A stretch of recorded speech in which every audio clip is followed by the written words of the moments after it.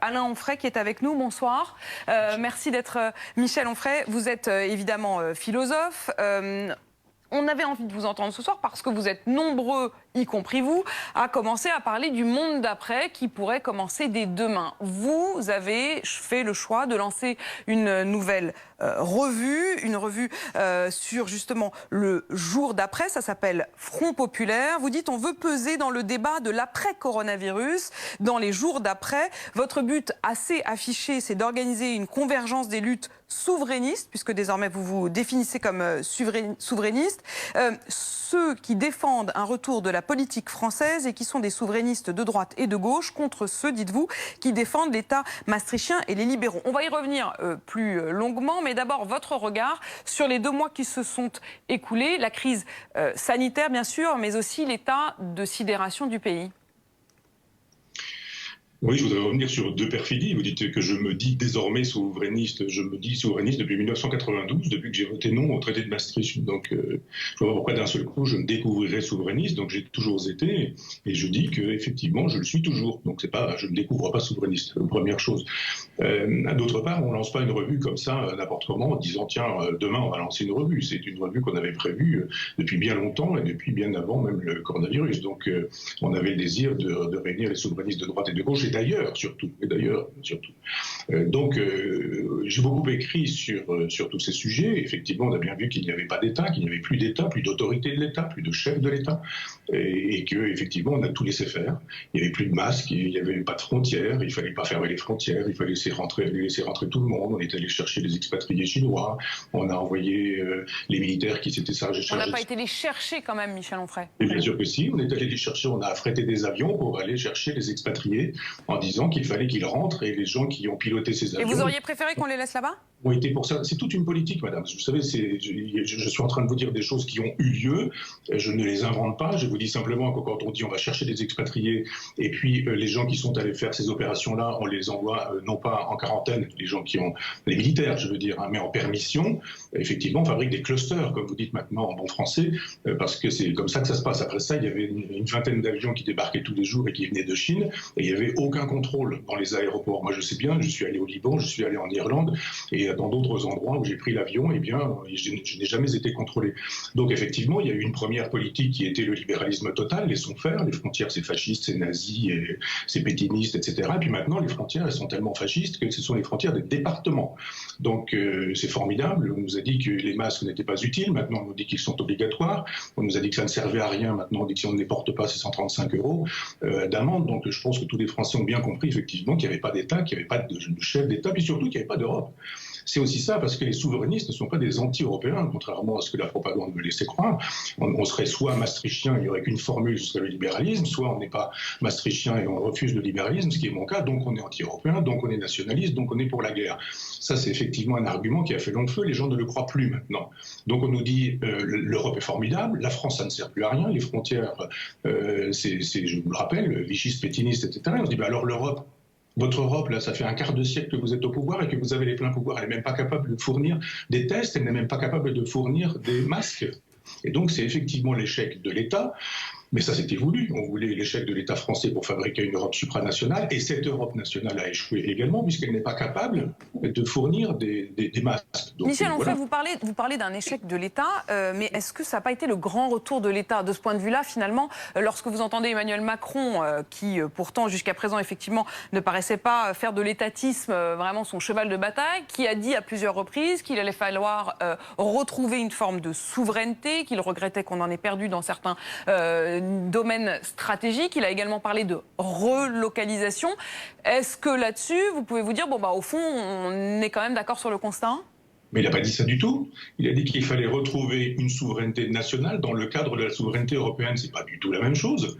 Il n'a pas dit qu'il va falloir retrouver la souveraineté nationale. Il a dit qu'il va falloir qu'en France, nous retrouvions une souveraineté dans la configuration européenne qui, elle, doit être souveraine. Je vous rappelle que les frontières de Schengen... Pardon. Est-ce que je peux vous poser une question, c'est Routel Krief? Bonsoir. Oui. Je me demande si lorsque vous parlerez à des chômeurs qui ont reçu au minimum 87% ou 84% de leur salaire pendant les 2 mois qui viennent de passer. Et quand vous parlerez aux chefs d'entreprise dont les charges sociales, les loyers ont été exonérés pour les 3 mois qui viennent de passer, c'est-à-dire un soutien qui n'a pas d'égal en Europe et dans le monde. Est-ce que vous dites toujours qu'il n'y a pas d'État? C'est ma première question. Et ma deuxième question, elle porte sur la gestion par quelqu'un, je pense que vous admirez, puisqu'il a fait le Brexit, Boris Johnson. Boris Johnson a-t-il réussi, lui, le Brexiteur, le pro-frontière, la gestion du coronavirus, alors qu'il a apparemment un bilan très mauvais, c'est-à-dire plus grave et pire que celui de la France? Alors, pour votre première question, je dis qu'il n'y a pas d'État français parce qu'il y a un État maastrichtien. Ça fait un petit moment que je dis ça. Et cet État maastrichtien a de l'argent, bien sûr. Il n'y a aucun problème. Quand il a fallu détruire l'État français, c'était pour faire un État supranational. Donc, il y a un État maastrichtien qui, lui, dispose de l'argent, qui, lui, dispose des banques, de la monnaie. Il a son hymne, il a son drapeau, etc., etc. Ça ne veut rien dire pour les Français qui ont reçu 84% de leur salaire, monsieur Onfray, l'État maastrichtien. Ça ne veut rien dire. Et ce qui est important, c'est qu'il y a eu un soutien et une aide, non ? Oui, alors, je vous dis simplement, si je peux aller jusqu'au bout de mon argumentation, que cet argent que l'État maastrichtien restitue aux gens, c'est l'argent qui leur appartient.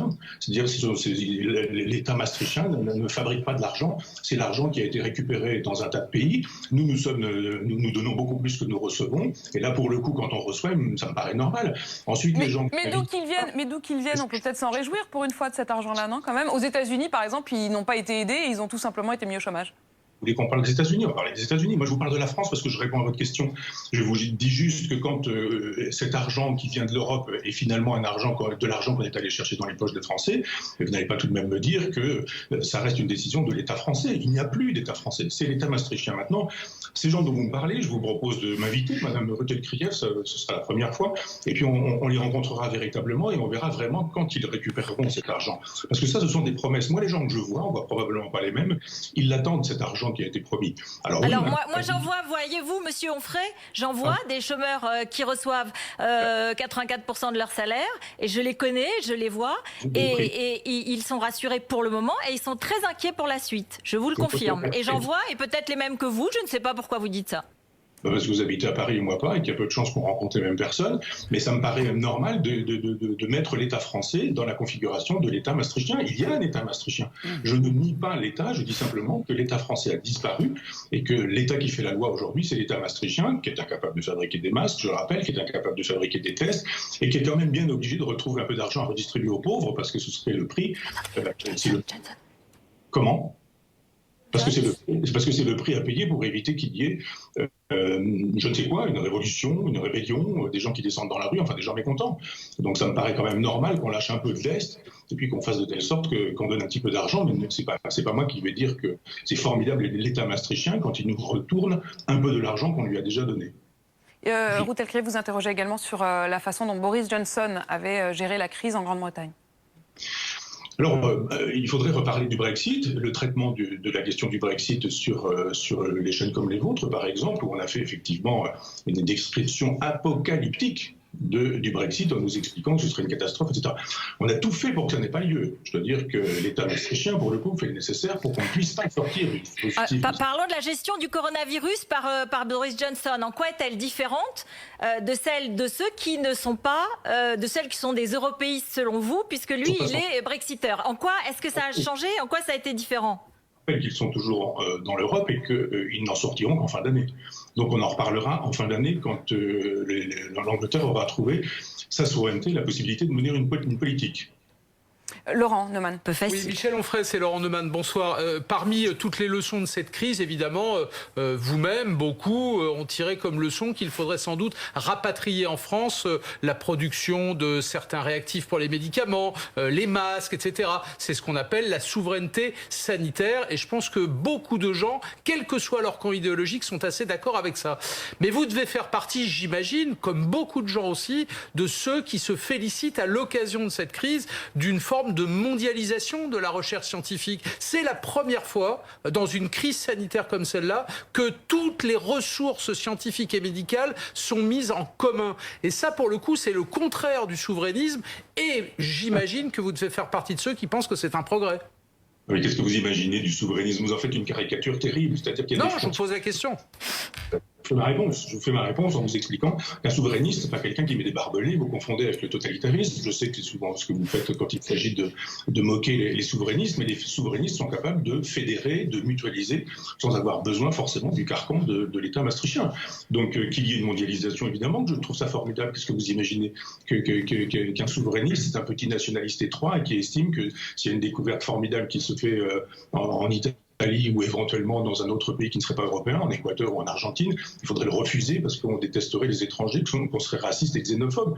C'est n'importe quoi. Les souverainistes sont des gens qui défendent l'Europe, ils défendent une Europe des nations, et ce sont des gens qui sont mondialistes également quand il s'agit de permettre à l'État français d'exister à nouveau et surtout de préserver le peuple français. Vous faites une caricature totale de ce qu'est le souverainisme. Le souverainisme, c'est d'être maître chez soi. Je pense pardon Michel Onfray, je vous interromps, mais je n'essaye pas de faire une caricature. Je veux juste vous signaler, mais je sais que vous le savez, lorsqu'un pays se ferme, lorsqu'un pays dresse des frontières, et je n'y mets aucune caricature, vous prenez le risque que d'autres pays dressent des frontières à leur tour avec ce même pays. Et du coup, en apprenant tout à l'heure, et Apolline de Malherbe en parlait, en apprenant que vous lanciez une revue pour secouer le monde des idées dans l'après-crise, bah ça c'est plutôt du positif. On va avoir besoin d'idées neuves. Mais je me demandais quand même, en vous écoutant, si à la faveur de cette crise, et pardon de vous taquiner encore une fois, mais j'ai l'impression qu'on nous refile en contrebande les idées d'avant. C'est-à-dire que les libéraux nous repassent en contrebande leur libéralisme, les souverainistes leur souverainisme, les nationalismes leur nationalisme et leur goût, leur amour immodéré des frontières. C'est pas vraiment des idées neuves tout ça, Michel Onfray. Mais le problème, c'est pas d'aller chercher des idées neuves, c'est de chercher des idées justes. Et si une idée est juste et qu'elle a un siècle ou 2 siècles, voire 10 siècles, moi, j'ai aucun problème pour dire de cette idée qu'elle était bonne si elle avait 10 sièges. Est-ce que vous n'êtes pas le seul aujourd'hui à prôner le souverainisme, et il peut s'appuyer sur beaucoup de choses, notamment la relocalisation des médicaments, par exemple, dont on a cruellement manqué, dont on s'est bien rendu compte. Il y a beaucoup de choses, beaucoup de prises de conscience qui ont été effectivement réalisées à l'occasion de cette crise. En quoi est-ce qu'il y aurait maintenant un nouveau souverainisme par rapport au passé ? En quoi ce serait nouveau? En quoi ce serait différent? Parce que cet appel, il a déjà été lancé à plusieurs reprises dans le passé. Il n'a rien donné pour le moment, mais peut-être peut-il donner maintenant. Sur qui comptez-vous? Alors, il a été fait dans le passé où effectivement on estimait que c'était les fascistes, les nationalistes, et je recommence, les vichistes, mais vous l'avez beaucoup dit et beaucoup fait, qui étaient des souverainistes. Donc effectivement, c'était un gros mot. Moi, je dis depuis 1992 que je suis souverainiste. Et puis les gens ont compris qu'après 25 ans d'État maastrichtien, finalement, le souverainisme, ça n'était qu'une chose extrêmement simple, c'était la possibilité d'être chez soi en France avec un État français, un chef d'État qui décide sans avoir besoin de rendre des comptes. C'est-à-dire le chef d'État doit pouvoir dire « je réquisitionne, je nationalise et je fais faire des masques parce qu'on en aura besoin ». Il y a des tests. Moi, je suis en Normandie, là, actuellement. Il y a une petite start-up normande qui fait des tests. On pourrait très bien dire, eh bien, vous allez en fabriquer, on va se débrouiller pour que le brevet soit utilisé par d'autres également, on vous l'achète, etc., pour faire de telle sorte que nous puissions mener une politique qui aurait été une politique, là, pour le coup, nationale, en disant on protège les frontières. Ça me paraît évident. Quand vous avez quelqu'un de malade, vous protégez lui. Quand vous avez un pays dans lequel il y a des malades, on s'en protège. Et puis faire de telle sorte qu'on puisse dépister les Français malades, faire de telle sorte qu'on puisse confiner les Français malades et ne pas arrêter la totalité de l'économie comme ça a été fait. Ça a été on laisse faire pendant un certain nombre de semaines et puis après on laisse plus faire du tout.